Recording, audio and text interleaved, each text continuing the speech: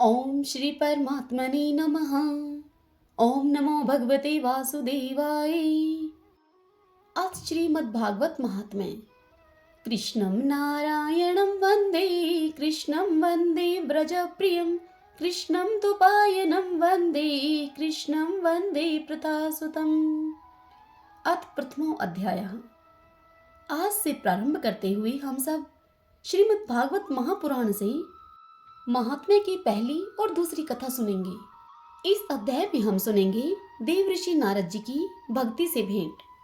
सच्चिदानंद भगवान श्री कृष्ण को हम नमस्कार करते हैं, जो जगत की उत्पत्ति, स्थिति और विनाश के हेतु तथा आध्यात्मिक, आदि दैविक और आदि भौतिक तीनों प्रकार के तापों का नाश करने वाले हैं। जिस समय श्री शुकदेव जी का यज्ञोपवीत संस्कार भी नहीं हुआ था तथा लौकिक वैदिक कर्मों के अनुष्ठान का अवसर भी नहीं आया था, तभी उनको अकेले ही संन्यास लेने के लिए घर से निकलते हुए देखकर उनके पिता श्री व्यास जी विरह से कातुर होकर उन्हें पुकारने लगे, बेटा बेटा तुम कहाँ जा रहे हो। उस समय वृक्षों ने तन्मय होने के कारण श्री शुकदेव जी की ओर से उन्हें उत्तर दिया था। ऐसे सर्वभूत हृदय स्वरूप श्री शुकदेव मुनि को मैं नमस्कार करता हूँ। एक बार भगवत कथा अमृत का रसवादन करने में कुशल मुनिवर श्री शौनक जी ने नैमिषारण्य क्षेत्र में विराजमान महामती श्री सूत जी को नमस्कार करके उनसे पूछा। शौनक जी उनसे बोले, हे सूत जी, आपका ज्ञान अज्ञान अंधकार को नष्ट करने के लिए करोड़ों सूर्यों के समान है। आप हमारे कानों के लिए रसायन अमृत स्वरूप सार गर्भित कथा कहिए। भक्ति, ज्ञान और वैराग्य से प्राप्त होने वाले महान विवेक की वृद्धि किस प्रकार होती है तथा वैष्णव लोग किस तरह इस माया मोह से अपना पीछा छुड़वाते हैं। इस घोर कलिकाल में जीव प्रायः असुरी स्वभाव के हो गए हैं। विविध कलेशों से आक्रांत इन जीवों को शुद्ध अर्थात दैवी शक्ति संपन्न बनाने का सर्वश्रेष्ठ उपाय क्या है। हे सूत जी, आप हमें कोई ऐसा शाश्वत साधन बतलाइए जो सबसे अधिक कल्याणकारी तथा पवित्र करने वालों में भी पवित्र हो तथा जो भगवान श्री कृष्ण की प्राप्ति करा दे। चिंतामणि केवल लौकिक सुख दे सकती है और कल्पवृक्ष अधिक से अधिक स्वर्गीय संपत्ति दे सकता है, परंतु गुरुदेव प्रसन्न होकर भगवान का योगी दुर्लभ नित्य वैकुंठ धाम दे देते हैं। तब श्री सूत जी ने उनसे कहा कि हे शौनक जी, तुम्हारे हृदय में भगवान का प्रेम है, इसलिए मैं विचार करके तुम्हें संपूर्ण सिद्धांतों का निष्कर्ष सुनाता हूँ, जो जन्म मृत्यु के भय का नाश कर देता है, जो भक्ति के प्रवाह को बढ़ाता है और भगवान श्री कृष्ण की प्रसन्नता का प्रधान कारण है।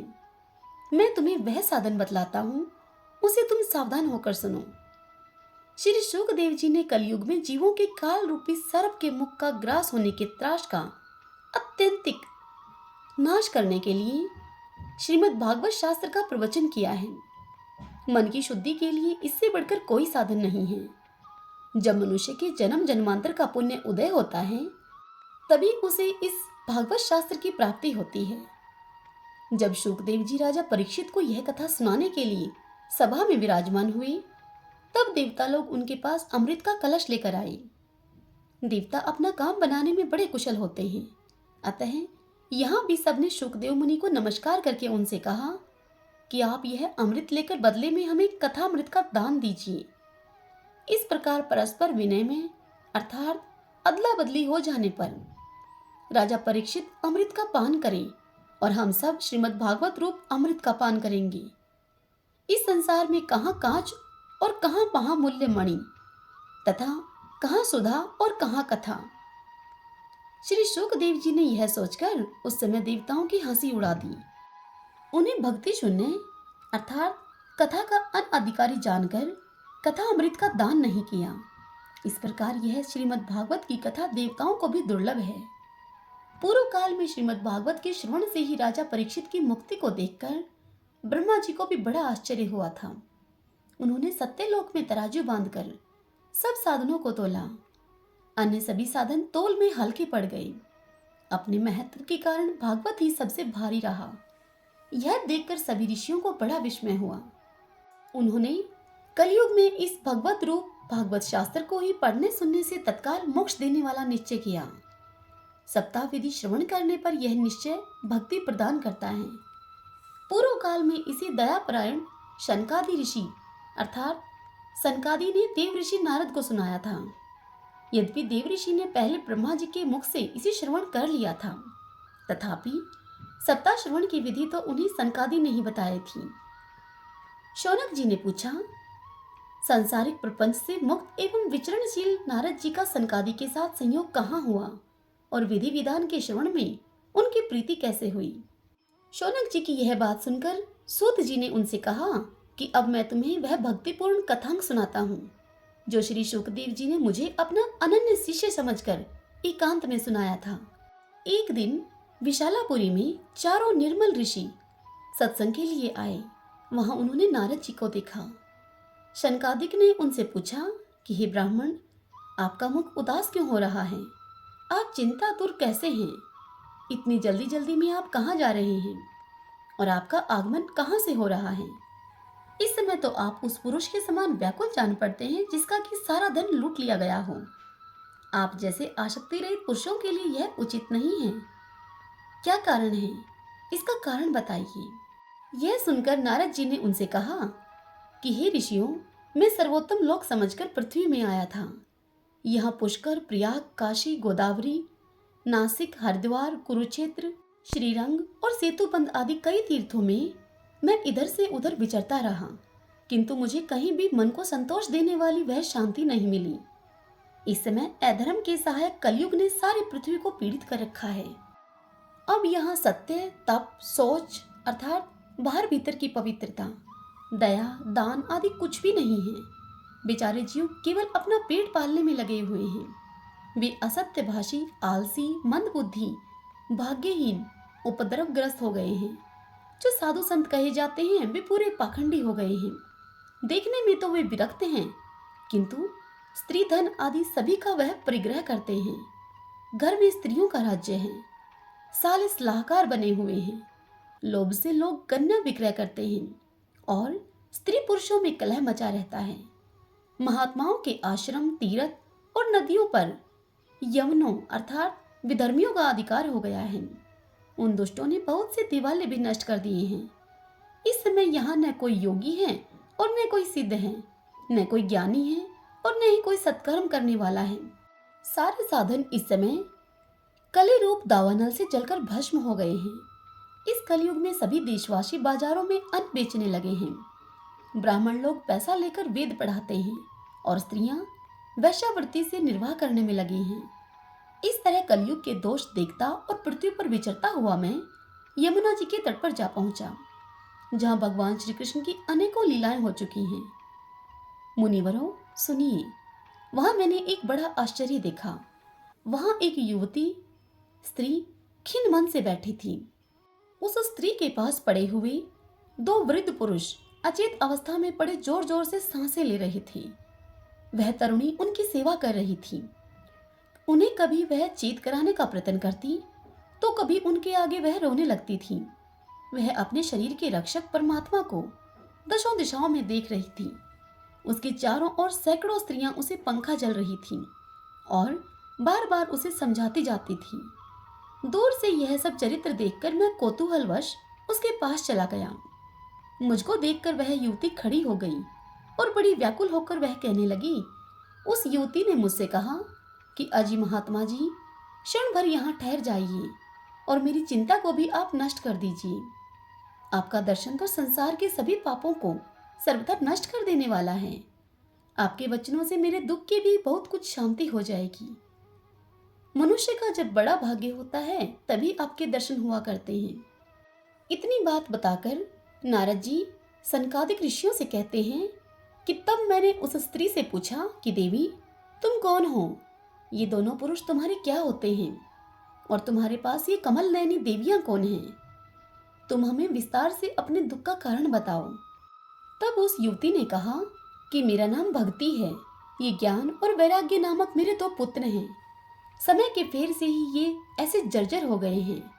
ये देवियां गंगा जी आदि नदियां हैं। ये सब मेरी सेवा करने के लिए ही यहाँ आई हैं। इस प्रकार साक्षात देवियों के द्वारा सेवित होने पर भी मुझे सुख शांति नहीं है। हे तपोधन, हे नारद जी, अब ध्यान देकर मेरा वृतांत सुनिए। मेरी कथा वैसे तो प्रसिद्ध है, किंतु फिर भी उसे आप सुनकर मुझे शांति प्रदान करें। मैं द्रविड़ देश में उत्पन्न हुई हूँ, कर्नाटक में बढ़ी हूँ, कहीं कहीं महाराष्ट्र में सम्मानित हुई, किंतु गुजरात में मुझको बुढ़ापे ने आ घेरा। वहां घोर कलयुग के प्रभाव से पाखंडियों ने मुझे अंग भंग कर दिया। चिरकाल तक यह अवस्था रहने के कारण मैं अपने पुत्रों के साथ दुर्बल और निस्तेज हो गई हूँ। अब जब से मैं वृंदावन आई हूँ, तब से पुनः परम सुंदरी स्वरूपवती नवयुवती हो गई हूँ, किंतु सामने पड़े हुए मेरे ये दोनों पुत्र थके मांदे और दुखी हो रहे हैं। अब मैं यह स्थान छोड़कर अन्यत्र जाना चाहती हूँ। ये दोनों बूढ़े हो गए हैं, इसी दुख से मैं दुखी हूँ। मैं तरुणी क्यों और मेरे ये दोनों पुत्र बूढ़े क्यों? हम तीनों साथ साथ रहने वाले हैं, फिर यह विपरीतता क्यों? होना तो यह चाहिए कि माता बूढ़ी हो और उसके पुत्र तरुण हो। इसी कारण से मैं आश्चर्यचकित चित्त से अपनी इस अवस्था पर शोक करती रहती हूँ। हे नारद जी, आप परम बुद्धिमान एवं योग निधि हैं, इसका क्या कारण हो सकता है, यह आप बताइए। तब नारद जी ने कहा कि साध्वी, मैं अपने हृदय में ज्ञान दृष्टि से तुम्हारे संपूर्ण दुख का कारण देखता हूँ। तुम्हें विषाद नहीं करना चाहिए, श्रीहरि तुम्हारा कल्याण करेंगे। सूत जी शौनक जी से कहते हैं कि मुनिवर नारद जी ने एक क्षण में ही उसका कारण जानकर उससे कहा। नारद जी ने उस देवी से कहा, देवी सावधान होकर सुनो, यह दारुण कलयुग है। इसी से इस समय सदाचार, योगमार्ग और तप आदि सभी लुप्त हो गए हैं। लोग शठता और दुष्कर्म में लगकर अघासुर बन रहे हैं। संसार में जहां देखो वहीं सत्पुरुष दुख से मलान हैं और दुष्ट सुखी हो रहे हैं। इस समय जिस बुद्धिमान पुरुष का धैर्य बना रहे, वही पुरुष बड़ा ज्ञानी या फिर वह पंडित है। पृथ्वी क्रमशः प्रतिवर्ष शेष जी के लिए भार रूप होती जा रही है। अब यह छूने योग्य तो क्या, देखने योग्य भी नहीं रह गई है और न इसमें कहीं मंगल ही दिखाई देता है। अब किसी को पुत्रों के साथ तुम्हारा दर्शन भी नहीं होता। विषय अनुराग के कारण अंधे बने हुए जीवों से उपेक्षित होकर तुम जर्जर हो रही थी। वृंदावन के संयोग से तुम फिर नवीन तरुणी हो गई हो। अतः यह वृंदावन धाम धन्य है, जहां भक्ति सर्वत्र नृत्य कर रही है। परंतु तुम्हारे इन दोनों पुत्रों का यहाँ पर कोई ग्राहक नहीं है, इसीलिए इनके यहाँ आने पर भी इनका बुढ़ापा नहीं छूट रहा है। यहाँ इनको कुछ आत्म सुख अर्थात भगवत स्पर्श जनित आनंद की प्राप्ति होने के कारण ये सोते हुए से जान पड़ते हैं। इतना सुनकर भक्ति ने कहा कि राजा परीक्षित ने इस पापी कलयुग को क्यों रहने दिया। इसके आते ही सब वस्तुओं का सार न जाने कहाँ चला गया है। करुणामय श्री हरि से भी यह अधर्म कैसे देखा जाता है। हे नारद मुनि, मेरा यह संदेह दूर कीजिए। आपके वचनों से मुझे बड़ी शांति मिली है। तब नारद जी ने कहा कि हे बाले, यदि तुमने पूछा है तो तुम प्रेम से सुनो। कल्याणी, मैं तुम्हें सब बताऊंगा और तुम्हारा सब दुख दूर हो जाएगा। जिस दिन भगवान श्री कृष्ण इस भूलोक को छोड़कर अपने परम धाम को पधारे, उसी दिन से यहाँ संपूर्ण साधनों में बाधा डालने वाला कलयुग आ गया। दिग्विजय के समय राजा परीक्षित की दृष्टि पड़ने पर कलयुग दीन के समान उनकी शरण में आया। भ्रमर के समान सारग्राही राजा ने यह निश्चय किया कि इसका वध मुझे नहीं करना चाहिए, क्योंकि जो फल तपस्या, योग एवं समाधि से भी नहीं मिलता, कलयुग में वही फल श्रीहरि कीर्तन से भली भांति मिल जाता है। इस प्रकार सारहीन होने पर भी उसे इस एक ही दृष्टि से सार युक्त देखकर उन्होंने कलयुग में उत्पन्न होने वाले जीवों के सुख के लिए ही इसे रहने दिया था। इस समय लोगों के कुकर्म में परवर्त होने के कारण सभी वस्तुओं का सार निकल गया है और पृथ्वी के सारे पदार्थ बीजहीन भूषी के समान हो गए हैं। ब्राह्मण केवल अन्न धन आदि के लोभवश घर घर एवं जन जन को भागवत की कथा सुनाने लगे हैं, इसलिए कथा का सार चला गया। तीर्थों में नाना प्रकार के अत्यंत घोर कर्म करने वाले नास्तिक और नारकी पुरुष भी रहने लगे हैं, इसलिए तीर्थों का भी प्रभाव जाता रहा। जिन मनुष्यों का चित्त निरंतर काम, क्रोध, महान लोभ और तृष्णा से तपता रहता है, वे भी तपस्या का ढोंग करने वाले हैं, इसलिए तप का भी सार निकल गया। मन पर काबू न होने के कारण तथा लोभ, दंभ और पाखंड का आश्रय लेने के कारण एवं शास्त्र का अभ्यास न करने से ध्यान योग का फल मिट गया। पंडितों की यह दशा है कि वे अपनी स्त्रियों के साथ पशु की तरह रमण करते हैं। उनमें संतान पैदा करने की ही कुशलता पाई जाती है। मुक्ति साधन में वे सर्वथा अकुशल हैं। संप्रदाय अनुसार प्राप्त हुई वैष्णवता भी कहीं देखने में नहीं आती। इस प्रकार जगह जगह सभी वस्तुओं का सार लुप्त हो गया है। यह तो इस कलयुग का स्वभाव ही है, इसमें किसी का दोष नहीं है। इसी से पुंडरीकाक्ष भगवान बहुत समीप रहते हुए भी यह सब सह रहे हैं। सूत जी कहते हैं कि हे शौनक जी, इस प्रकार देवऋषि नारद के यह वचन सुनकर भक्ति को बड़ा आश्चर्य हुआ। फिर उसने नारद जी से जो कुछ कहा उसे आप सुनिए। भक्ति ने नारद जी से कहा कि हे देवऋषि नारद, आप धन्य हैं। मेरा बड़ा सौभाग्य था कि जो कि आपका समागम हुआ। संसार में साधुओं का दर्शन ही समस्त सिद्धियों का परम कारण है। आपका केवल एक बार का उपदेश धारण करके कयादु कुमार प्रहलाद ने माया पर विजय प्राप्त कर ली थी। ध्रुव ने भी अपनी कृपा से ही ध्रुव पद प्राप्त किया था। आप सर्वमंगलमय और साक्षात श्री ब्रह्मा जी के पुत्र हैं। मैं आपको नमस्कार करती हूँ। ओम नमो नारायण, ओम नमो नारायण। नारद जी ने कहा, हे बाले, तुम व्यर्थ ही अपने को क्यों खेद में डाल रही हो? अरे, तुम इतनी चिंता दूर क्यों हो? भगवान श्री कृष्ण के चरण कमलों का चिंतन करो। तुम उनकी कृपा से तुम्हारा सारा दुख दूर हो जाएगा। जिन्होंने कौरवों के अत्याचार से द्रौपदी की रक्षा की थी और गोप सुंदरियों को सनाथ किया था, वे श्री कृष्ण भगवान कहीं चले थोड़े गए हैं। फिर तुम तो भक्ति हो और सदा उन्हें प्राणों से भी प्यारी हो। तुम्हारे बुलाने पर तो भगवान नीचों के घरों में भी चले जाते हैं। सत्य, त्रेता और द्वापर, इन तीनों युगों में ज्ञान और वैराग्य मुक्ति के साधन थे, किंतु कलयुग में तो केवल भक्ति ही ब्रह्म सायुज्य अर्थात मोक्ष की प्राप्ति कराने वाली है।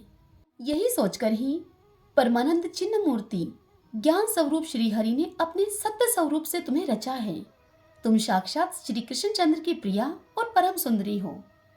एक बार जब तुमने अपने हाथों को जोड़कर उनसे पूछा था कि मैं क्या करूं, तब भगवान ने तुम्हें यही आज्ञा दी थी कि तुम मेरे भक्तों का पोषण करो। तुमने भगवान की वह आज्ञा स्वीकार कर ली थी। इससे तुम पर श्रीहरि बहुत प्रसन्न हुए और तुम्हारी सेवा करने के लिए मुक्ति को तुम्हें दासी के रूप में दे दिया और इन ज्ञान और वैराग्य को पुत्रों के रूप में दिया। तुम अपने साक्षात स्वरूप से बैकुंठ धाम में ही भक्तों का पोषण करती हो। भूलोक में तो तुमने उनकी पुष्टि के लिए केवल छाया रूप धारण कर रखा है। तब तुम मुक्ति, ज्ञान और वैराग्य को साथ लिए हुए पृथ्वी तल पर आई और सतयुग के द्वापर पर्यंत बड़े आनंद से रही। कलयुग में तुम्हारी दासी मुक्ति पाखंड रूप रोग से पीड़ित होकर क्षीण होने लगी थी, इसलिए वह तो तुरंत ही तुम्हारी आज्ञा से बैकुंठ लोक को चली गई। इस लोक में भी तुम्हारे स्मरण करने से ही वह आती है और फिर चली जाती है, किंतु इन ज्ञान वैराग्य को तुमने अपने पुत्र मानकर अपने पास ही रख छोड़ा है। फिर भी कलयुग में इनकी उपेक्षा होने के कारण तुम्हारे ये पुत्र उत्साहहीन और वृद्ध हो गए हैं। फिर भी तुम चिंता न करो, मैं इनके नव जीवन का उपाय सोचता हूँ। हे सोमुखी, कली के समान कोई भी युग नहीं है। इस युग में मैं तुम्हें घर घर से प्रत्येक पुरुष के हृदय में स्थापित कर दूंगा। देखो, अन्य सब धर्मों को दबाकर और भक्ति विषयक महाउत्सवों को आगे रखकर यदि मैंने लोक में तुम्हारा प्रचार न किया तो मैं श्री हरि का दास नहीं। इस कलयुग में जो जीव तुमसे युक्त होंगे वे पापी होने पर भी बेखटक के भगवान श्री कृष्ण के अभय धाम को प्राप्त होंगे। जिनके हृदय में निरंतर प्रेम रूपिणी भक्ति निवास करती है, वे शुद्ध अंतःकरण पुरुष स्वप्न में भी यमराज को नहीं देखते हैं। जिनके हृदय में भक्ति महारानी का निवास है, उन्हें प्रेत, पिशाच, राक्षस या दैत्य इनमें से कोई भी स्पर्श करने में समर्थ नहीं हो सकते। तप, वेदा अध्ययन, ज्ञान और कर्म आदि इनमें से किसी भी साधन से भगवान वश में नहीं किए जा सकते। वे केवल भक्ति से ही वशीभूत होते हैं। इसमें श्री गोपीजन प्रमाण हैं। मनुष्यों को सहस्त्रों जन्मों के पुण्य प्रताप से भक्ति में अनुराग होता है। कलयुग में केवल भक्ति ही सार है। भक्ति से तो साक्षात श्री कृष्णचंद्र सामने उपस्थित हो जाते हैं। जो लोग भक्ति से द्रोह करते हैं वे तीनों लोक में दुख ही दुख पाते हैं। पूर्व काल में भक्त का तिरस्कार करने के कारण दुर्वासा ऋषि को बड़ा घोर कष्ट उठाना पड़ा था। बस व्रत, तीर्थ, योग, यज्ञ और ज्ञान चर्चा आदि बहुत से साधनों की कोई आवश्यकता नहीं है। एकमात्र भक्ति ही मुक्ति को देने वाली है। सूत जी कहते हैं कि हे शौनक जी, इस प्रकार नारद जी के निर्णय किए हुए अपने महात्म्य को सुनकर भक्ति के सारे अंग पुष्ट हो गए और भक्ति उनसे कहने लगी। भक्ति ने नारद जी से कहा, हे नारद जी, आप धन्य हैं। आपकी मुझ में निश्चल प्रीति है। मैं सदा आपके हृदय में रहूंगी, कभी आपको छोड़कर नहीं जाऊंगी। हे साधो, आप बड़े कृपालु हैं। आपने क्षण भर में ही मेरा सारा दुख दूर कर दिया, किंतु अभी मेरे पुत्रों में चेतना नहीं आई है। आप इन्हें शीघ्र ही सचेत कर दीजिए, इन्हें जगा दीजिए। सूत जी कहते हैं कि हे शौनक जी, भक्ति के ये वचन सुनकर नारद जी को बड़ी करुणा आई और वे ज्ञान और वैराग्य को हाथ से हिला डुलाकर जगाने लगे। फिर उनके कान के पास मुंह लगाकर नारद जी ने जोर से कहा, ओ ज्ञान, जल्दी जग पड़ो। ओ वैराग्य, तुम जल्दी जग पड़ो। फिर उन्होंने वेद ध्वनि, वेदांत घोष और बार बार गीता पाठ करके उन्हें जगाया। इससे वे जैसे तैसे जग पड़े। जोर लगाकर वह उठे, किंतु आलस्य के कारण वे दोनों जम्हाई लेते रहे। नेत्र उघाड़कर देख भी नहीं सके। उनके बाल बगलों की तरह सफेद हो गए थे। उनके अंग प्रायः सूखे काठ के समान निस्तेज और कठोर हो गए थे। इस प्रकार भूख प्यास के मारे अत्यंत दुर्बल होने के कारण उन्हें फिर सोते हुए देखकर नारद जी को बड़ी चिंता हुई और नारद जी सोचने लगे कि अब मुझे क्या करना चाहिए। इनकी यह नींद और इससे भी बढ़कर इनकी यह वृद्धा अवस्था कैसे दूर हो। हे शौनक जी, इस प्रकार चिंता करते करते नारद जी भगवान का स्मरण करने लगे। उसी क्षण वहां एक आकाशवाणी हुई और आकाशवाणी ने यह कहा, हे मुने, खेद मत करो, तुम्हारा यह उद्योग निसंदेह सफल होगा। हे देवऋषि, इसके लिए तुम एक सत्कर्म करो। वह कर्म तुम्हें संत शिरोमणि महानुभाव बताएंगे। उस सत्कर्म का अनुष्ठान करते ही क्षण भर में इनकी नींद और वृद्धा अवस्था चली जाएगी तथा सर्वत्र भक्ति का प्रसार होगा। यह आकाशवाणी वहां सभी को साफ साफ सुनाई दी। इससे नारद जी को बड़ा विस्मय हुआ और वे कहने लगे कि मुझे तो इसका कुछ आशय समझ ही नहीं आया। नारद जी कहने लगे कि इस आकाशवाणी ने भी गुप्त रूप से ही बात कही है। यह नहीं बताया कि वह कौन सा साधन किया जाए जिससे इनका कार्य सिद्ध हो। वे संत न जाने मुझे कहाँ मिलेंगे और किस प्रकार उस साधन को बताएंगे। अब आकाशवाणी ने जो कुछ कहा है उसके अनुसार मुझे क्या करना चाहिए। सूत जी शौनक जी से कहते हैं कि हे शौनक जी, तब नारद जी ज्ञान और वैराग्य दोनों को वहीं पर छोड़कर वहां से चल पड़े और प्रत्येक तीर्थ में जा जाकर मार्ग में मिलने वाले मुनीश्वरों से यह साधन पूछने लगे। उनकी उस बात को सुनते तो सभी थे, किंतु उसके विषय में कोई कुछ भी निश्चित उत्तर नहीं देता था। किन्हीं ने उसे असत्य बात बताया तो कोई बोले कि इसका ठीक ठीक पता लगाना ही कठिन है। कोई उनकी बात को सुनकर चुप रह गए तो कोई तो अपनी अवज्ञा होने की भय से उनकी बात को ही टाल टोल कर खिसक गए। त्रिलोकी में महान आश्चर्यजनक हाहाकार मच गया। लोग आपस में कानाफूसी करने लगे। भाई, जब वेद ध्वनि, वेदांत घोष और बार बार गीता पाठ सुनाने पर भी भक्ति, ज्ञान और वैराग्य ये तीनों नहीं जगाए जा सके, तब तो कोई उपाय नहीं है। स्वयं योगीराज नारद को भी जिसका ज्ञान नहीं है उसे दूसरे संसारी लोग कैसे बता सकते हैं। इस प्रकार जिन जिन ऋषियों से इसके विषय में पूछा गया उन्होंने निर्णय करके यही कहा कि यह बात दुसाध्य ही है। तब नारद जी बहुत चिंतातुर हुए और बद्रीवन में आए। ज्ञान वैराग्य को जगाने के लिए वहां उन्होंने यह निश्चय किया कि मैं तप करूंगा। इसी समय उन्हें अपने सामने करोड़ों सूर्यों के समान तेजस्वी सनकादिक मुनीश्वर दिखाई दिए। उन्हें देखकर नारद जी कहने लगे। नारद जी ने महात्माओं से कहा कि हे महात्माओं, इस समय बड़े भाग्य से मेरा आप लोगों के साथ समागम हुआ है। आप मुझ पर कृपा करके शीघ्र ही वह साधन बताइए। आप सभी लोग बड़े योगी, बुद्धिमान और विद्वान हैं। आप देखने में 5-5 वर्ष के बालक से जान पड़ते हैं, किंतु हैं पूर्वजों के भी पूर्वज। आप लोग सदा बैकुंठ धाम में निवास करते हैं, निरंतर हरि कीर्तन में तत्पर रहते हैं, भगवत लीला अमृत का रसवादन करके सदा उसी में उन्मत्त रहते हैं और एकमात्र भगवत कथा ही आपके जीवन का आधार है। हरि है शरणम, अर्थात भगवान ही हमारे रक्षक हैं। यह वाक्य, यह मंत्र सर्वदा आपके मुख में रहता है। इसी से काल प्रेरित वृद्ध अवस्था भी आपको नहीं बाधा पहुंचा सकती। पूर्व काल में आपके भूभ्रंग मात्र से भगवान विष्णु के द्वारपाल जय और विजय तुरंत पृथ्वी पर गिर गए थे और फिर आपकी ही कृपा से वे पुनः बैकुंठ लोक पहुंच गए। धन्य है, इस समय आपका दर्शन बड़े सौभाग्य से ही हुआ है। मैं बहुत दीन हूँ और आप लोग स्वभाव से ही दयालु हैं, इसलिए मुझ पर आपको अवश्य कृपा करनी चाहिए। बताइए, आकाशवाणी ने जिसके विषय में कहा है वह कौन सा साधन है और मुझे किस प्रकार उसका अनुष्ठान करना चाहिए? आप इसका विस्तार से वर्णन कीजिए। भक्ति, ज्ञान और वैराग्य को किस प्रकार सुख मिल सकता है और किस तरह इनकी प्रेम पूर्वक सब वर्णों में प्रतिष्ठा की जा सकती है। यह बात सुनकर संकादिक ऋषियों ने नारद जी से कहा कि हे देवऋषि, आप चिंता न करें, मन में प्रसन्न हो। उनके उद्धार का एक सरल उपाय पहले से ही विद्यमान है। नारद जी, आप धन्य हैं, आप विरक्तों के शिरोमणि हैं, श्री कृष्ण दासों के शाश्वत पथ प्रदर्शक एवं भक्ति योग के भास्कर हैं। आप भक्ति के लिए जो उद्योग कर रहे हैं, यह आपके लिए कोई आश्चर्य की बात नहीं है। भगवान के भक्त के लिए तो भक्ति की सम्यक स्थापना करना सदा उचित ही है। ऋषियों ने संसार में अनेकों मार्ग प्रकट किए हैं, किंतु वे सभी कष्ट साध्य हैं और परिणाम में प्रायः स्वर्ग की ही प्राप्ति कराने वाले हैं। भगवान की प्राप्ति कराने वाला मार्ग तो अभी तक गुप्त ही रहा है।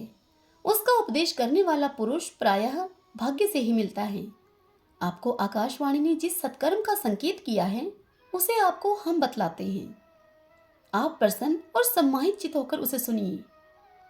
हे नारद जी, द्रव्य यज्ञ, तपो यज्ञ, योग यज्ञ और स्व अध्याय रूप ज्ञान यज्ञ, ये सब तो स्वर्ग आदि की प्राप्ति कराने वाले कर्म की ओर ही संकेत करते हैं।